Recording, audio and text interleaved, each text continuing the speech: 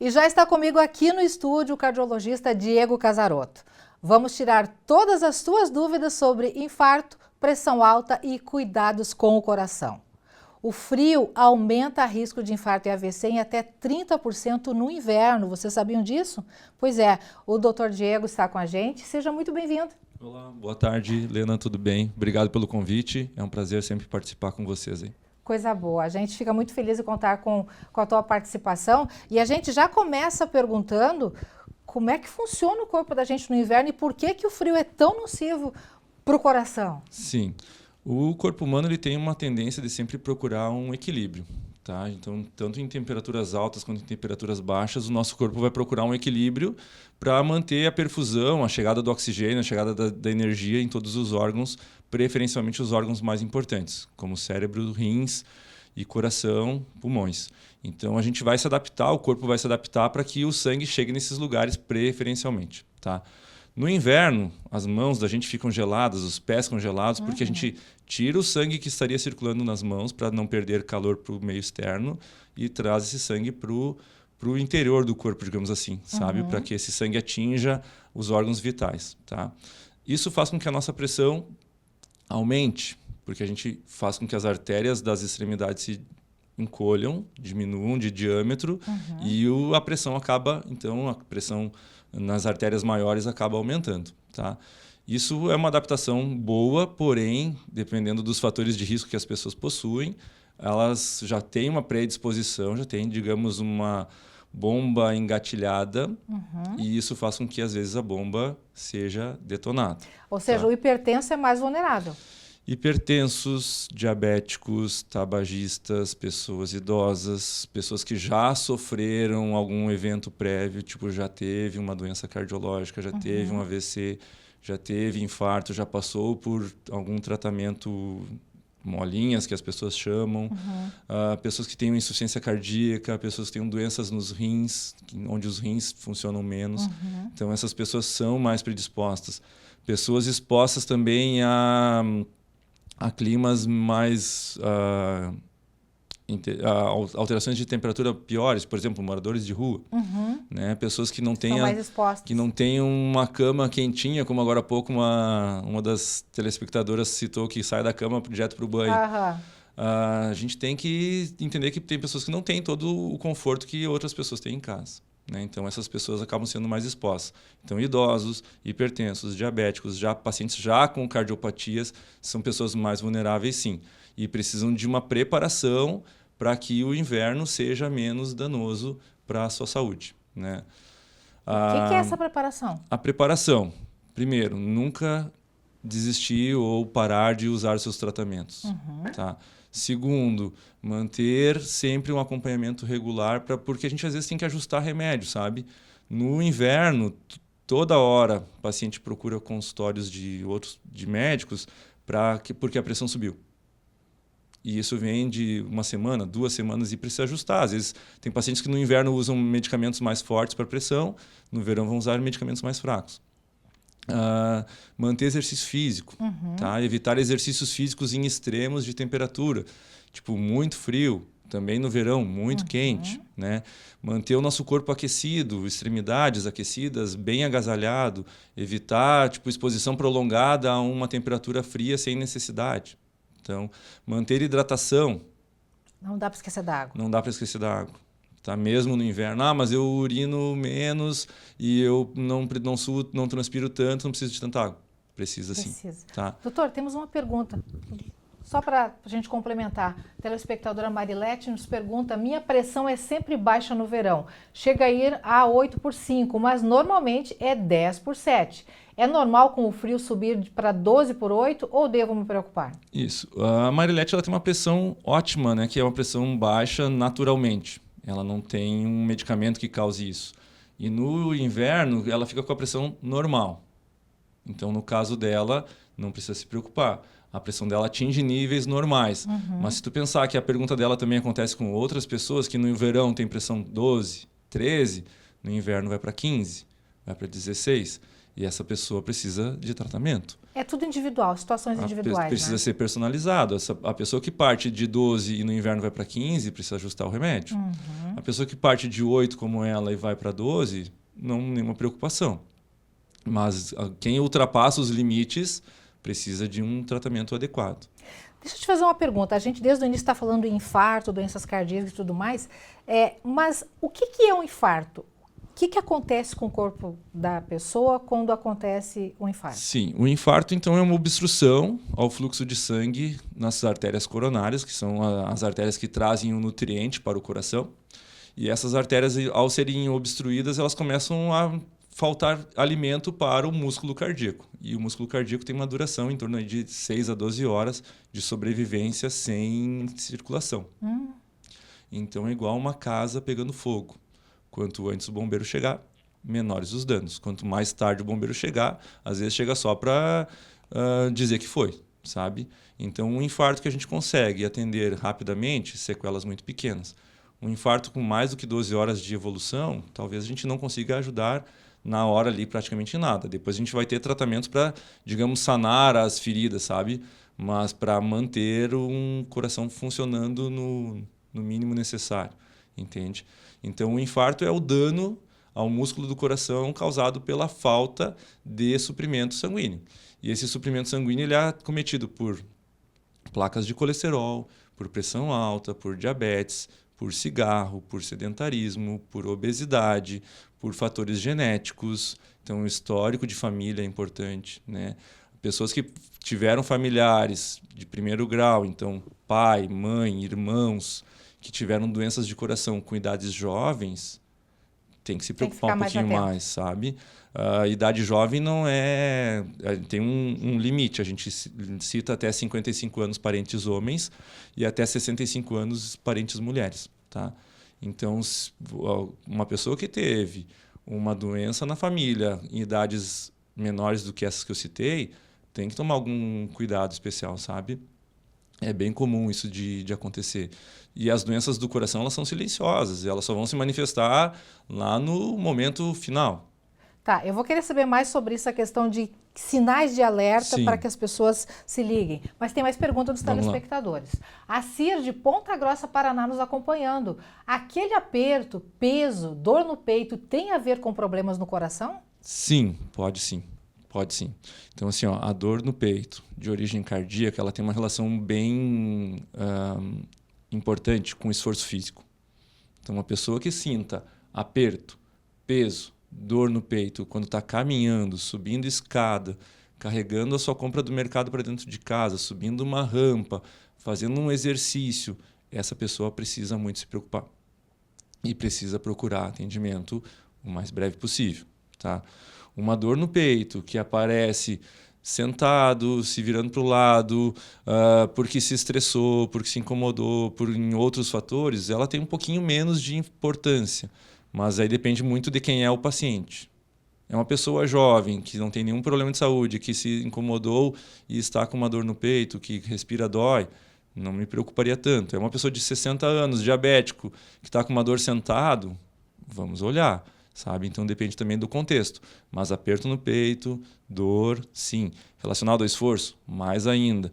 Relacionado ao esforço, com ardência no braço, ardência na região do pescoço, com sintomas de náusea, com sintomas de palidez, com sintomas de sudorese, mais ainda.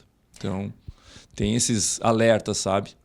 A questão de que é mito ou é verdade que a ocorrência ou incidência de infarto ocorre mais pela manhã? É verdade. Por que A gente isso? não sabe explicar, tá? Mas a incidência de infartos ela é maior nas primeiras horas da manhã. Provavelmente relacionado ao pico de cortisol que a gente tem no nosso corpo. Tá? Nas primeiras horas da manhã, normal, a gente está saindo do estado de repouso para um estado de atividade, a gente tem descargas hormonais maiores e a nossa pressão tende a estar maior e o nosso metabolismo também maior. Então, existe uma tendência disso. Por sorte nossa, os serviços médicos funcionam melhor de dia do que de noite. Então, o acesso das pessoas ao atendimento de um infarto é melhor durante o dia. Isso também tem estatística sobre isso. O tratamento do infarto durante a manhã ele é muito melhor feito do que um tratamento do infarto à noite. Então, o corpo humano ele tem uma certa inteligência. Entende? Infarto fulminante ou infarto ele acontece ao longo de um período? Como é que tipo de sintomas são sinais de alerta para que a pessoa se preocupe de, poxa, eu posso estar infartando, eu estou infartado? E é isso? É assim que se fala? Sim, o infarto fulminante que tu cita seria o paciente que evolui a óbito em função do infarto. Exato. Tá? Isso acontece estatisticamente em torno de 12 a 20% dos eventos cardíacos. Tá? Então, pode ser a primeira manifestação de uma doença cardíaca, morte súbita. Tá? Então, de cada 10 infartos, 1 ou 2, a pessoa tem o risco e vai evoluir a óbito. Tá? E o infarto sempre ele é súbito. A gente não tem um infarto que se arrasta, sabe? Uhum. O que a gente tem, às vezes, é um estágio de pré-infarto, que a gente chama de angina. Uhum. A angina é um sintoma semelhante ao infarto, só que ele tem alívio. A pessoa sente alívio. Então, tipo, tive dor hoje, passou espontaneamente. É dor do peito? Dor no peito, aperto, uma sensação de falta de ar, uma sensação de ardência no peito, sempre uma sensação que se espalha no peito, não é uma sensação que a pessoa coloque o dedo, sabe? É uma sensação como se fosse uma coisa que ocupou o peito da pessoa, sabe? Só que, tipo, tive e passou. E amanhã eu tenho de novo e passou. E está cada dia mais intenso e mais desencadeado por esforços menores. Essa pessoa está te dando um aviso de que ela vai infartar. Mas o infarto ele é súbito, ele vai acontecer tipo, a partir de tal momento, na hora que a artéria obstruiu, sabe? Mas às vezes dá aviso, às vezes não dá aviso. Por isso que a gente tem que estar ligado, e é o trabalho mais difícil, que é na prevenção. Manutenção constante do organismo do corpo. Prevenção. É cuidado sempre, né? Agora há pouco eu estava assistindo ali o Dr. Salomão falando sobre o preparo dos animais para o inverno. Se os animais precisam se preparar, por que nós não? É verdade. Né? Só que nós não... O cachorrinho a gente leva no veterinário mesmo que ele não queira. E as pessoas só vão procurar um médico se elas quiserem. Né? Pode ser obrigado pelo cônjuge, pode ser obrigado pelos filhos, mas a pessoa vai chegar em casa e ela vai tomar as atitudes dela se ela quiser ou não. Então, acho que o grande recado é prevenção, sabe? Pessoas que investem em prevenção gastam menos e muito menos e depois em cuidados com a sua saúde. E principalmente sofrem menos, né? Sofrem menos junto com suas famílias também. É verdade. Porque nunca sofre sozinho, né? William Barreto, aqui de Cachoeira do Sul, manda mensagem. É normal a pressão arterial subir bastante no verão, chegando a 18/9, 18/10, ou ficando sempre acima de 16/9, e no inverno se manter baixa entre 12/8 e 13/8 no máximo? No frio minha pressão nunca passa disso, mas no calor ela dispara. Isso é comum ou pode indicar algum problema? Olha as consultas. Isso que o William está referindo não é o habitual, sabe? Mas se no verão está chegando a níveis de 18/9, 18/10, ele merece realmente uma avaliação, porque talvez ele tenha uma pressão alta que ele não tem o diagnóstico ainda. E aí motivaria ele a receber um tratamento. Né? Uma questão importante com relação à pressão alta, doutora, eu conheço algumas pessoas e eu acho que isso, para quem nos acompanha, deve ser também de conhecimento. Tem pessoas, tô com pressão alta, toma remédio. Melhorou a pressão, parei de tomar remédio. Tô com pressão alta, toma remédio.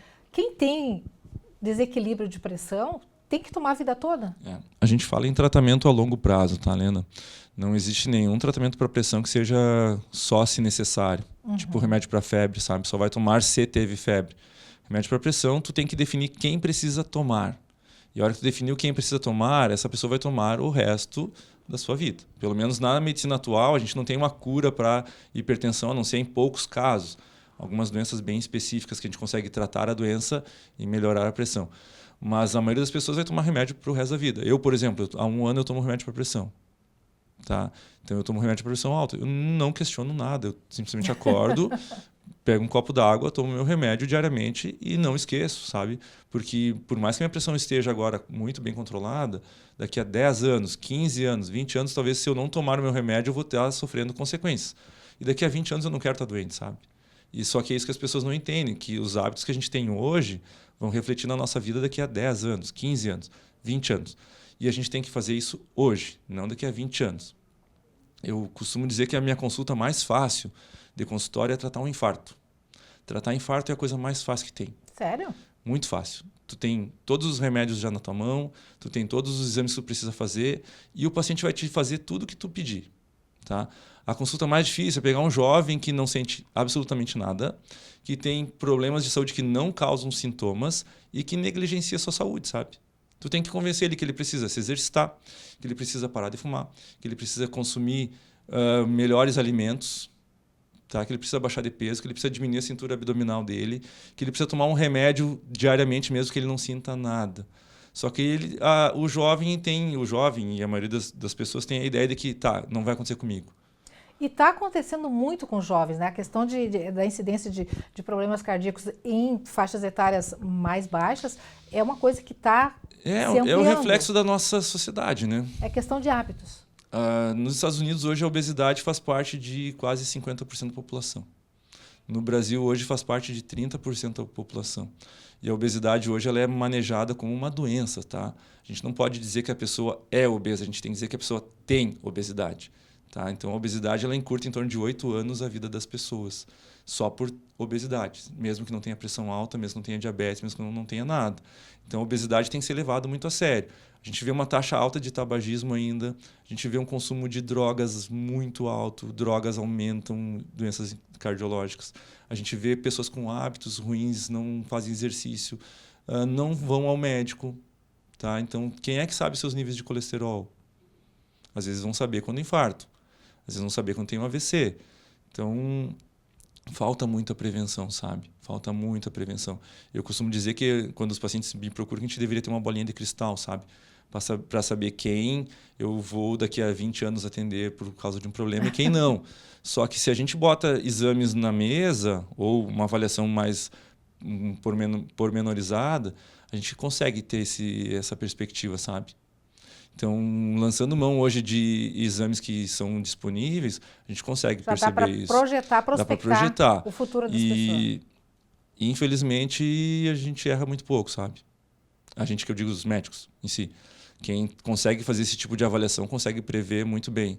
E aí, quando vê assim, fulano muito jovem infartou ou teve AVC, mas quem conhecia a saúde desse cara antes? Quem conhecia os hábitos dele antes? Quem é que incentivou ele a mudar isso antes? Não adianta querer mudar só depois que já aconteceu, sabe? Adianta, mas adianta pensando para as próximas etapas. Para evitar que a casa tivesse pego fogo, era antes de incendiar. É verdade. Né? Incidência maior, homens ou mulheres sofrem mais de problemas cardíacos? Homens. E é por questão de não se cuidar realmente ou é questão... É um somatório, Helena. Primeiro, as mulheres têm os ciclos menstruais hormonais que protegem vocês. Tá? Então, as doenças cardíacas em mulheres acontecem geralmente 10 anos depois nas mulheres. Tá? Então, a faixa etária que a gente considera de maior risco nos homens, 50 a 60 anos. Nas mulheres, 60 anos para mais. Tá? Então, os hormônios, os ciclos menstruais de vocês protegem vocês.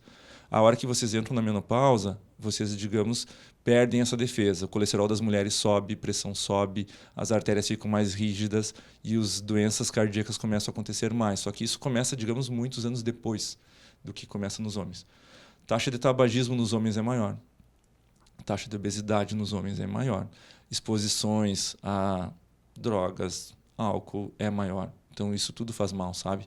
Então, os hábitos do homem são piores, além do homem procurar muito menos o atendimento preventivo.